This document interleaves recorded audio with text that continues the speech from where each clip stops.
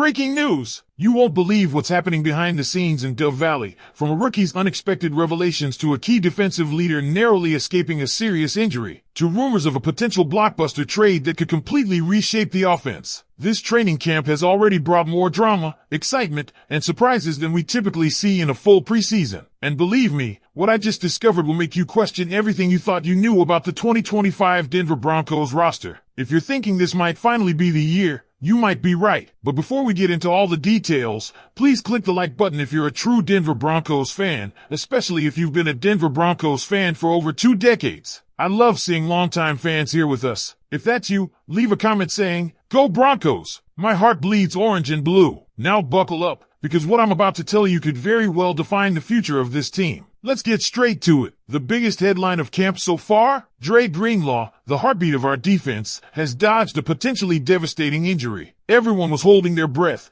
and some skeptics were even hoping Sean Payton's optimism was misplaced. But Payton knew what he was talking about. Dre Greenlaw looks ready to roll. He's been seen moving well, without a shell, and could be a full participant in next week's joint practice with the 49ers. Payton's confidence was clear. "We've got the MRI results. I'm even more confident than I was yesterday." Whether Greenlaw plays in the practice or the preseason game, it's just great news that we won't be missing a core piece of the defense early in the season. But that's not the only good injury update. Q Robinson, a dark horse favorite in this draft and a high character guy from Nick Saban's Alabama squad, was seen with a brace. Initial concerns were eased quickly. It's just a bone bruise. Payton doesn't expect him to miss significant time. Considering the edge depth with Jonah Ellis, who recorded 5 sacks as a rookie, and the emerging DA Andre Tillman, the edge room looks loaded. Let's not forget, last year Denver set a sack record even after trading Baron Browning. So Robinson is just the cherry on top. Now, let's talk fireworks, and I'm not just talking about the 4th of July kind. Pat Bryant, the rookie who's been raising eyebrows, just made a statement. He beat Pat Certain, yes, the same Pat Certain that every elite WR at Chad Johnson's camp said was impossible to beat. On a crucial 3rd down, Bryant got separation, made the catch, and moved the chains. One-on-one, against arguably the best cornerback in football. And it wasn't just a lucky rep. Bryant is stacking quality plays and is drawing comparisons from Sean Payton himself to Michael Thomas. That's a bold claim,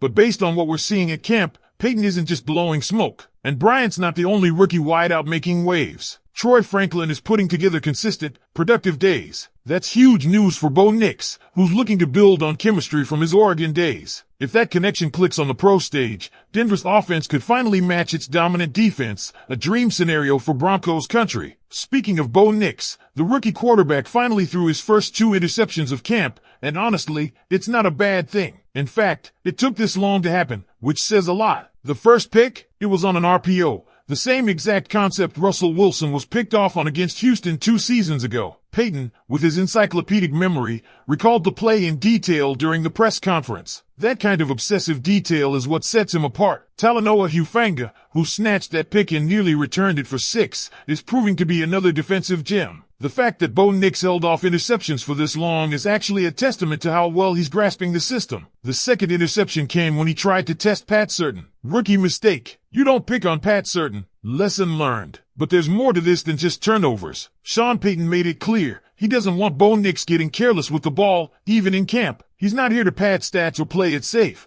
but he also knows when to take smart risks. That balance is what makes great quarterbacks. Critics calling Nix Captain Checkdown are being silenced. He's pushing boundaries, learning fast, and absorbing coaching from one of the best minds in football. Now let's shift gears to Sean Payton himself. The man is not just a coach. He's an architect, a strategist, and a relentless perfectionist. He spoke to media for over 30 minutes when he only needed to speak for 15. And what did he talk about? Everything. From player development to construction plans for the new training facility, down to the names of individual construction workers. That's the level of engagement he brings. It reminds me of Steve Jobs obsessing over every pixel of the iPhone. Payton knows every screw, every beam, every blueprint, and that translates to the football field. His teaching approach, whether it's route technique or disguising plays, is building a culture of detail, discipline, and development. Then there's the analytic angle. Payton embraces it, but not in the cliche, overused go for it on 4th down way. He uses analytics where it matters, in player evaluation. That's how he identified Bo Nix. Only 1 negative play every 89 snaps in college? Those numbers speak volumes. That's why Nix is here. That's why Payton's system is designed to succeed. And while we're keeping an eye on Denver's internal progress, it's always fun to watch our rivals stumble. The Chargers, for example, were banking on Najee Harris, but he's sidelined from a fireworks incident. Now they're scrambling. And Amarian Hampton, the highly touted rookie backup, he looked outmatched against the Lions' third-string defense. That's not a good sign. Meanwhile, Denver's J.K. Dobbins, whom Harbaugh let walk, is becoming a leader here in Denver. Win for us. One more thing making waves. A trade request from Washington's Terry McLaurin. There's chatter about Broncos fans wanting Scary Terry, and sure, he'd make this offense scary. But with Bryant, Franklin,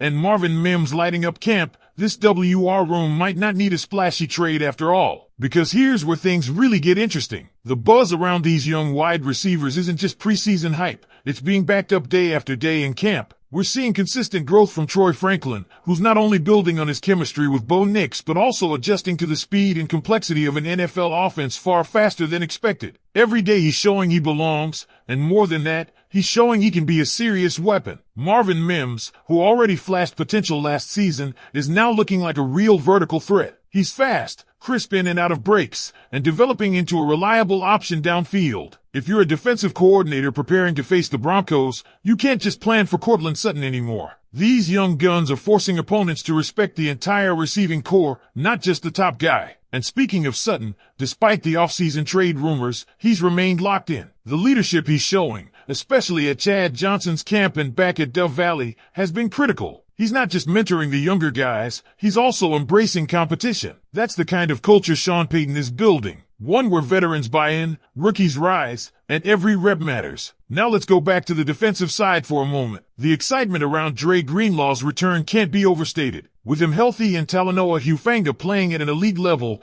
the Broncos have the makings of a top 3 defense, possibly even the best in the NFL. We're talking about a unit that can shut down explosive offenses and force turnovers with aggressive, smart football. Hufanga's pick during camp wasn't just a highlight, it was a warning to the rest of the league. Don't test this defense. It also speaks volumes that Bo Nix's interceptions came against arguably the best defensive talent he'll see all year in practice. If he can learn from those mistakes now, under the guidance of a detail-obsessed coach like Payton, he's only going to get better. Remember, Nix was brought in not just for his athleticism, but for his decision-making. That one negative play in 89 snaps in college? That stat isn't just impressive, it's the kind of outlier that wins games in the NFL. And Payton clearly believes that translates. And let's not forget about the trenches. With names like Zach Allen and Jonathan Cooper quietly dominating reps and Benito coming into his own, the Broncos are positioned to control the line of scrimmage on both sides. It's not always flashy, but the battles being won in the interior are going to make a huge difference once the regular season kicks off. Now, about that training facility. This isn't just about bricks and beams. Payton's involvement in the design and execution of the Broncos' new headquarters shows just how invested he is in every aspect of this organization. Knowing the names of construction workers, understanding structural blueprints, that's the kind of leadership that builds dynasties. When your head coach is that bought in, not just to plays and personnel but to the very walls you work inside, it sets a tone. Players see it, staff sees it, and it creates a standard that no one wants to fall short of. It's also why Payton's influence extends beyond the field. When he talks about analytics, it's not in a trendy, overused way. He's not playing the